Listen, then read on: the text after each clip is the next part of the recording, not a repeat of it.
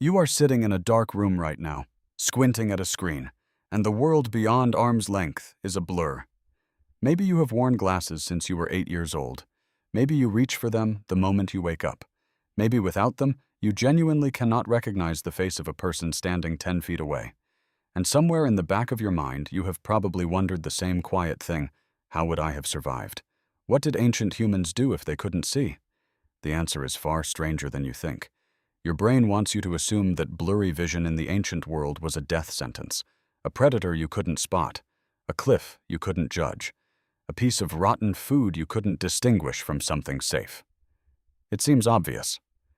And that assumption is almost entirely wrong. Start with this. Nearsightedness, the condition where distant objects blur but close ones stay sharp, is not some modern invention caused by reading and screens. It existed in ancient populations.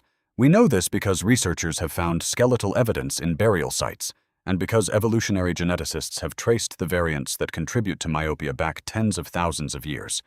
The genes didn't appear last century. They were already there, running quietly through populations long before the printing press, long before the smartphone, long before the electric light. Researchers like David Meltzer at Southern Methodist University, who has spent decades studying ancient human populations, argue that survival in the ancient world was never purely an individual physical feat. It was a group effort. The band kept you alive, not your personal eyesight. Think about what that actually means. A group of 20 or 30 people moving across a landscape doesn't need every single member to spot the lion at 400 meters. It needs 2 or 3 sharp-eyed individuals at the front of the group to do that job. The person with blurry vision in the back is doing something else entirely. Something that turns out to be just as essential. This is where it gets interesting. Poor eyesight at distance often correlates with exceptional near vision. If you are nearsighted, your close-up world is detailed and precise in a way that a sharp-eyed hunter's world is not. The person who cannot see the deer on the hillside can see every fiber of the sinew they are weaving into a cord, every vein in the leaf they are identifying, every pattern in the clay they are shaping into a vessel. Ancient human groups needed specialists. They needed people who could track, yes, but they also needed people who could make, repair, process, and remember. Near vision was a professional advantage in a world built as much on craft as on chase.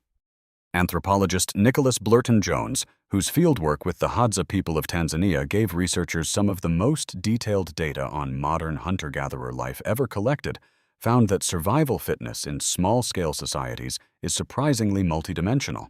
Physical strength matters. Speed matters. But so does the ability to identify edible plants, to maintain tools, to navigate social relationships within the group. A person who couldn't outrun a predator could still be the person who knew which routes were safe after a drought. That knowledge kept everyone alive. Blurry vision didn't erase that.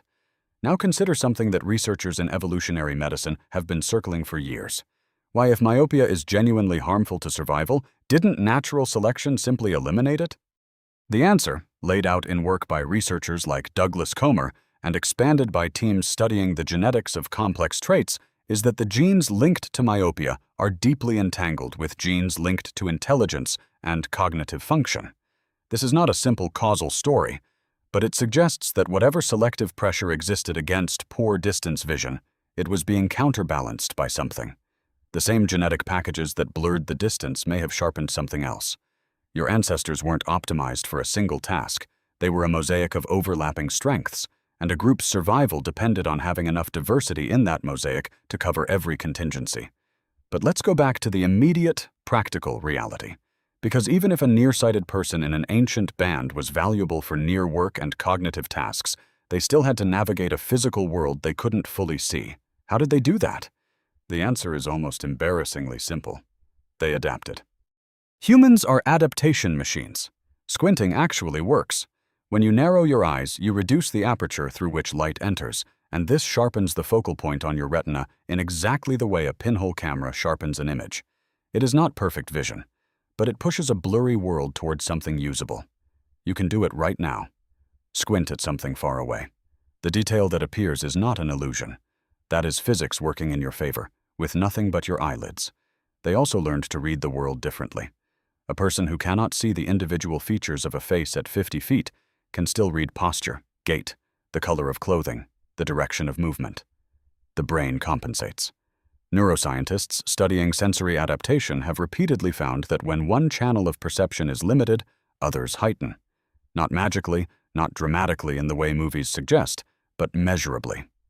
A person who relies less on sharp distance vision tends to rely more on sound, on smell, on the texture of the ground beneath their feet, on the behavior of birds overhead. The ancient forest was not just a visual space, it was a full sensory environment, and different people read different channels of it with different levels of acuity. There is also the matter of memory. A person who cannot see the hillside clearly learns to remember it. If you cannot spot landmarks at distance, you construct a more detailed internal map. Researchers studying spatial cognition in people with visual impairments have found exactly this kind of compensatory strengthening. The mind fills in what the eye cannot reach. Ancient humans with poor eyesight weren't walking through their world blind to it. They were navigating it through a richer internal model built from repeated experience. Consider, too, the role of oral culture. In a world without writing, knowledge was stored in people. Stories, songs, plant identification, seasonal patterns, the layout of distant water sources.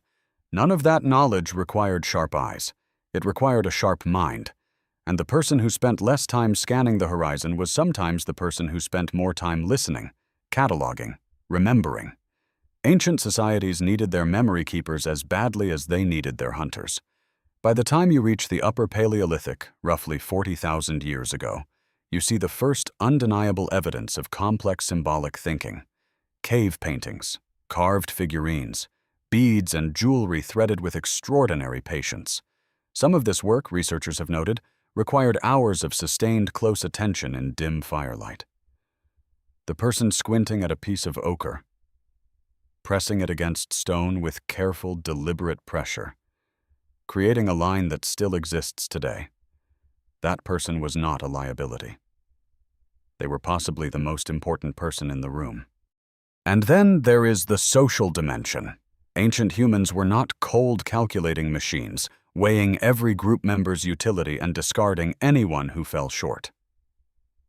They were emotionally bonded, interdependent, cooperative.